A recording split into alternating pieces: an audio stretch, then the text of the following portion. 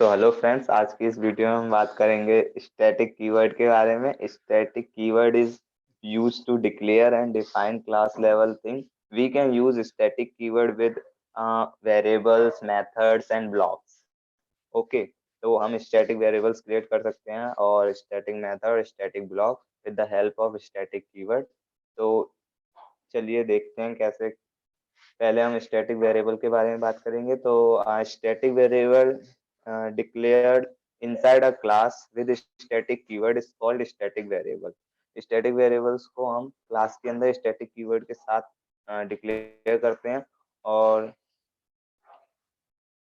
for static variable memory allocate only one at the time of class loading। class loading के time पे इसको memory allocate होती है। ठीक है, to access static variable on need to create object we can we can directly access with class name। इसको हम directly class के नेम के साथ एक्सेस कर सकते हैं। ठीक है।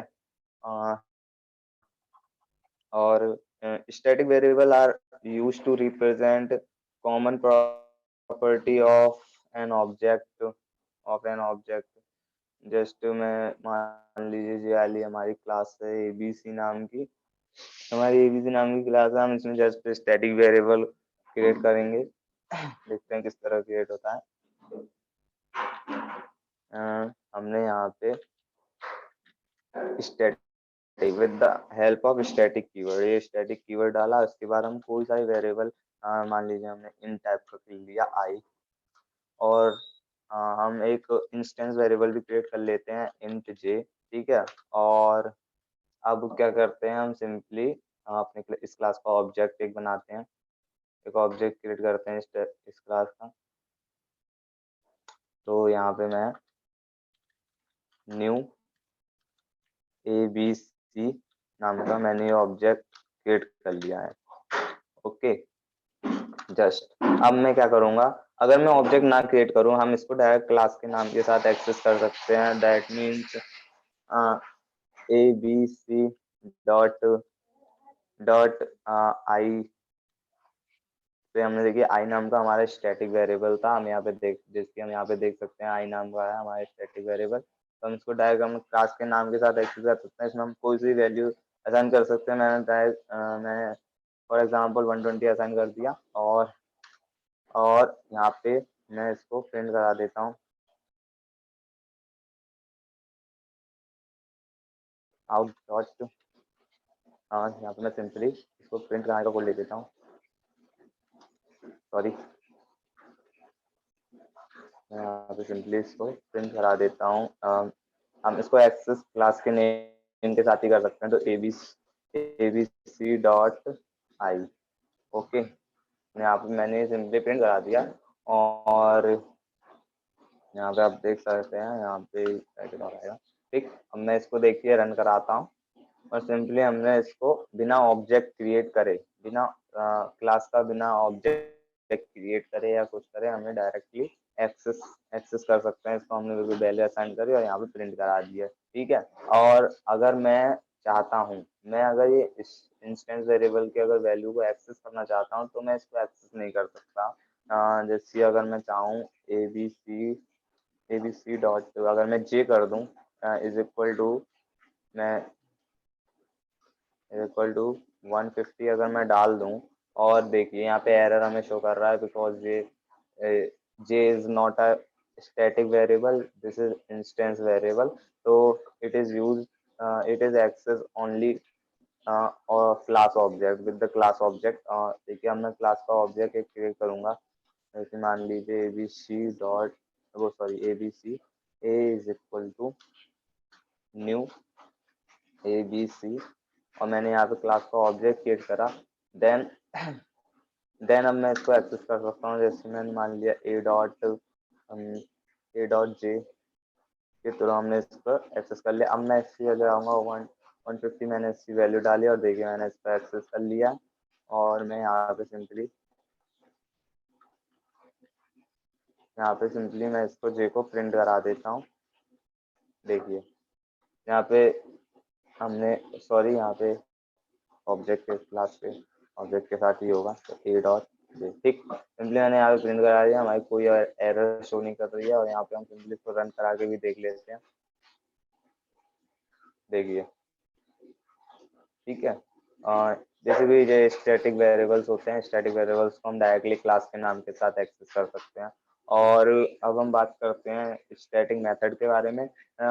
स्टैटिक मेथड भी इसी तरह होता है। स्टैटिक मेथड मान लीजिए method declare inside a class with static keyword is called static method. Static method used to access and manipulate the value of static variables. Static variables की वैल्यू को manipulate और एक्सेस करने के लिए हम static method का use कर लेते हैं। Basically static method are used to represent common behavior of an object.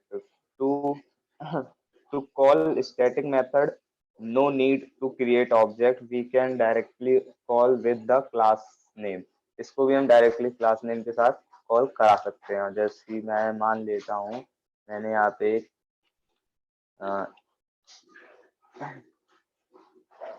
मैं यहाँ पे जस्ट एक स्टैटिक मेथड क्रिएट करता हूँ, सॉरी, मैं जस्ट यहाँ पे एक स्टैटिक मेथड क्रिएट कर सकता हूँ। स्टैटिक वॉइस टाइप का क्रिएट कर लेता हूँ और मैं यहाँ पे मेथड का नाम लिख देता हूँ, कुछ भी लिख देता हूँ मैं MOT